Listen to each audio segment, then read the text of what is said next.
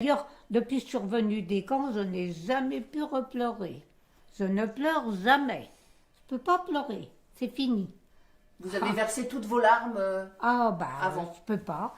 On a tellement pris l'habitude après de dire il faut pas pleurer devant eux, il faut vous tenir bien droite. C'est qu'en pleine nuit, on nous mettait toutes nues dehors, qu'il pleuve, qu'il vente, qu'il gèle, fallait rester là debout. Alors on disait frottez-vous bien les joues. Quand les Allemands passeront, ils verront que vous avez bonne mine, tenez-vous bien droite. Et puis on essayait de survivre. Il fallait faire ça. Si on était avachi, c'était fini, c'était directement le four crématoire. Hein. La chambre à gaz et crématoire. Donc cet instinct de survie, ça vous a porté Voilà, jusqu'à tout le aujourd'hui, temps. bien droite. Tout le temps. Ouais. Tout le temps. J'y pense tous les jours. Je ne passe pas une journée sans y penser. Pensez aussi à tous nos camarades qui n'ont pas pu survivre.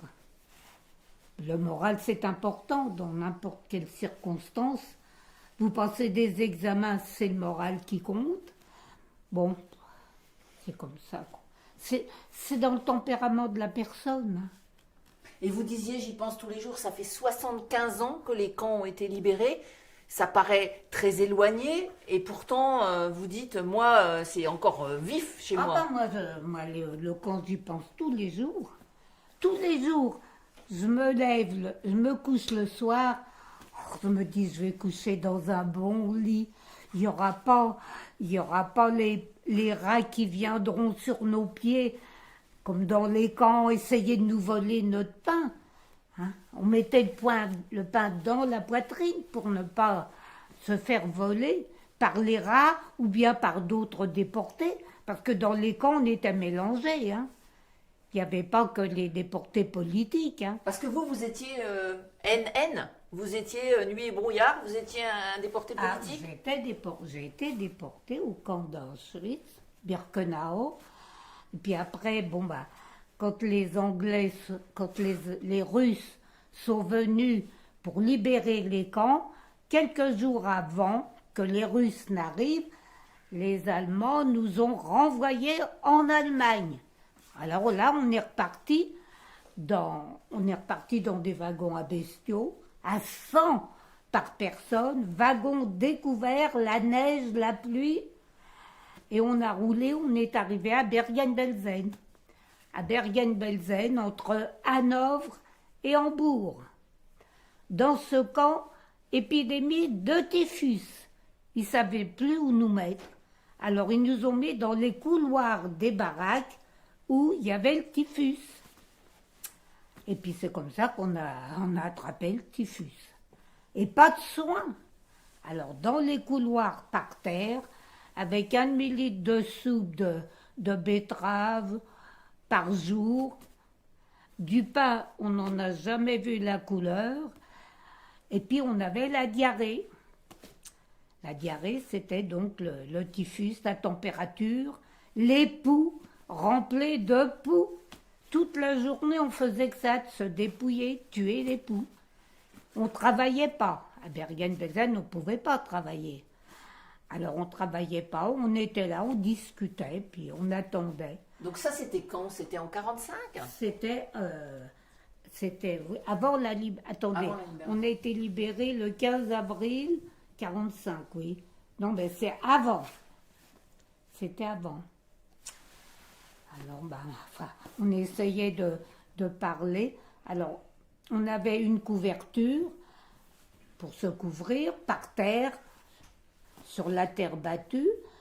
Alors, quelquefois, on détricotait la couverture, on retirait ça se détricote très bien. On faisait des plottes. On avait ramassé des branches dans les bois, on les taillait pour faire des aiguilles à tricoter. Ah oui, et puis on se tricotait des pullovers, des chaussettes, puis on les mettait dans le camp.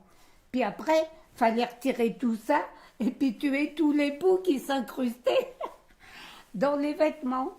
Et Pas vous- de soin. Et vous avez Eh ben, aussi on l'a survécu. fait. Vous l'avez fait.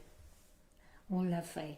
Et puis quand on sortait, on nous ouvrait la porte pour aller faire nos besoins. Il y avait les Ariennes, celles qui n'étaient pas juives. Elles faisaient cuire des pommes de terre comme ça, avec de la terre, enfin, je ne sais pas comment elles faisaient. Mais nous, on savait. Alors, on allait ramasser des petits morceaux de bois brûlés. Puis, quand on rentrait, venait dans notre baraque, on pilait ce bois brûlé et on le mangeait pour arrêter la diarrhée. On n'avait rien. Charbon, ouais. On n'avait rien. Mais aller avaler du charbon de bois sans liquide toute la journée, on mâchouillait. Et puis voilà. Et Bergen-Belsen, alors, ça a été libéré à quel moment ? C'était là. Alors, Bergen-Belsen a été libéré le 15 avril par les Anglais, Montgomery. Alors là... Quel souvenir vous gardez de ça ? Eh bien, j'ai le souvenir, c'est que c'était un dimanche soir, à 17h, on a entendu les voitures radio passer. Françaises, Français, vous êtes libres, mais votre camp est dans un tel état de putréfaction que ce soir, nous ne pouvons pas entrer dans vos baraques, mais dès demain, vous aurez des soins. Ben, c'était des militaires. Alors, le lendemain matin, ils sont arrivés avec des grandes combinaisons. C'est les Anglais qui nous ont libérés. Montgomery, à Bergen-Belsen. Ils sont arrivés avec des grandes combinaisons anti-microbes, je ne sais pas comment on les appelle. Enfin bref. Et puis là, ils nous ont poudrés, parce qu'on était remplis de poudre. Ils nous ont poudrés au DDT, pour commencer. Alors, on était toutes blanches partout. Puis après, ils nous ont distribué des petites boîtes de soldats, vous savez, où il y a des caramels, des cigarettes. Et puis après, on nous a donné du lait chaud. Oui, mais quand t'as la diarrhée, puis boire du lait chaud, enfin bref. Après, ils ont fait un tri. Les personnes qui pouvaient être rapatriées ont été rapatriées de Bergen-Belsen, un peu partout, à Paris, enfin en France. Et puis les autres, comme moi, ils m'ont mis dans une maison, dans une grande baraque, avec d'autres malades, pour nous soigner avant d'être rapatriés. Donc, on a été libérés le 15 avril. Mais moi, j'ai été rapatriée que le 7 juin. Parce que j'avais le typhus. Il a fallu me soigner du typhus pour que je ne ramène pas la maladie à Paris. Alors, j'ai été rapatriée après. Et je faisais 28 kilos au rapatriement. Et on a dit à mon père, vous savez, votre fille, elle ne survivra pas. Elle est trop malade, les 2 poumons touchés. J'ai fait 8 ans de tuberculose après, pulmonaire. Quand on vous voit monter les escaliers, on ne s'en rend pas compte. Oui, mais après, j'étais soignée depuis. Et puis moi, chez moi, j'en ai des escaliers. Je monte, je redescends. Mais je vais doucement, puis je m'accroche bien à la rampe. Et puis je les compte. 1, 2, jusqu'à 13. Et là, ça veut dire que vous êtes arrivé. C'est une bonne méthode. C'est une bonne méthode, je pense. Et vous avez, depuis tout ce temps, témoigné. Dans les collèges, oui. Plutôt dans les collèges plutôt que dans les lycées. Les lycées, j'y suis allée une fois, à l'université, puis j'avais pas repris certains papiers. J'ai beau leur téléphoner, personne ne me ramène mes affaires que j'ai oubliées. Ah, ici, à Besançon. Bon, mais ça fait rien, je vais les rappeler encore. Et dans les collèges, alors qu'est-ce qu'ils vous disent les Je commence depuis ma naissance à Paris, et puis enfin je parle de mon père, je parle de ma mère, etc. Et puis je leur explique après la vie des camps. Et là, vous avez vécu la rafle du Veldiv ou c'est votre maman qui a été... Je leur explique, voilà. Alors ils écoutent. Pendant 1h30, c'est moi qui parle, personne ne bouge. Les professeurs auparavant les avaient prévenus d'être tranquilles. Mais là, personne... Alors les professeurs me disent après, vous savez, quand vous êtes là, il n'y en a pas un qui bouge. Alors que d'habitude, il y en a toujours un qui va faire le clown. Ben, j'ai dit, ça prouve que ça les intéresse de savoir ce qui se passait dans les camps. Comment on a vécu, comment on a survécu surtout. Parce qu'il en est maintenant, il n'y en a plus. Celui-là, de mon association, de la Fédération des déportés, donc, il n'y a plus que moi. Dans le Doubs, j'en connais plus. Parce que j'étais présidente après du tout. Tous mes adhérents sont décédés. Mais même en France, vous êtes parmi les dernières. En France, il y en a d'autres. Bon, il y en a plus. Il faudrait beaucoup. voir à Paris, il faudrait savoir. Mais bon, moi ce qui m'intéressait, c'est où j'habitais, évidemment. Mais tous mes camarades, les femmes, sont tous décédés. Il reste quelques enfants, quand même, les fils et filles. D'où l'importance d'avoir un musée comme celui-là, justement. Ah oui, je pense bien, il faut que la population... Mais il y a toujours beaucoup de monde dans ce musée, toujours. Les gens s'intéressent, puis comme moi je leur explique, ils ont déjà des notions. Quand ils viennent ici, ils savent déjà certaines choses. Parce que effectivement, c'est didactique. Ils sentent que c'est la vérité. Ils voient bien que je leur raconte pas des bobards, que c'est réel. Ce qu'on a vécu, on l'a quand même vécu. Hein. Et on le vit encore. Le soir, je me couche, me disent que j'ai de la chance. Je vais me coucher dans un bon lit. Il n'y aura pas les rats qui passeront sur nos pieds pour essayer. Dans les camps, des gros rats d'égout qui essayaient de nous voler notre pain. On mettait le pain à l'intérieur, on s'attachait bien. Et ce numéro, vous avez toujours ce numéro aussi gravé sur votre peau, ça c'est... J'ai toujours mon numéro matricule, en arrivant au camp. Hein. Ça, il n'y a qu'à Auschwitz, à Auschwitz, hein. Voilà. Mais je ne sais pas si vous pourrez le voir. A, série A, 5440, 5440. Fallait l'apprendre en allemand. Et il trempait la plume dans la bouteille d'encre et il piquait directement comme ça. Ça saignait et tout. Puis vous voyez, j'ai jamais pu l'enlever. Il y en a qui ont essayé de l'enlever, mais tout était en... Comment je vais vous dire? L'encre était partie, mais il y avait quand même toujours les numéros. Il aurait fallu faire une greffe avec le gras de la fesse, là, en haut du dos. Vous y avez pensé? Ça ne me dérange pas. Ouais. Ça ne me dérange pas du tout. C'était comme ça. Mais il fallait quand même le savoir par cœur. Hein. Fallait l'apprendre en allemand. Et ça, il n'y a qu'à Auschwitz qui a eu ça. Oui, il y a que là. J'ai d'abord été à Drancy. J'avais un numéro matricule.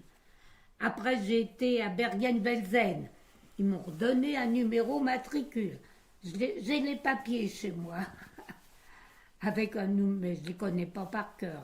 Celui-là, je le connais parce que sur place, il fallait l'avoir. Fallait le savoir. Et là, on a votre fils qui est là. Vos enfants, vous leur avez raconté et re-raconté? Bah oui. Ils ont tout entendu. Avec mon mari. Ça, on était un peu strict. Il ne fallait pas faire de croûte de pain. Il fallait pas... Beaucoup de choses qu'il ne fallait pas faire. Ça, c'est les parents. Hein. Les parents élèvent leurs enfants. Vous aviez connu tellement de privations qu'après, oui, le c'est gaspillage... ça.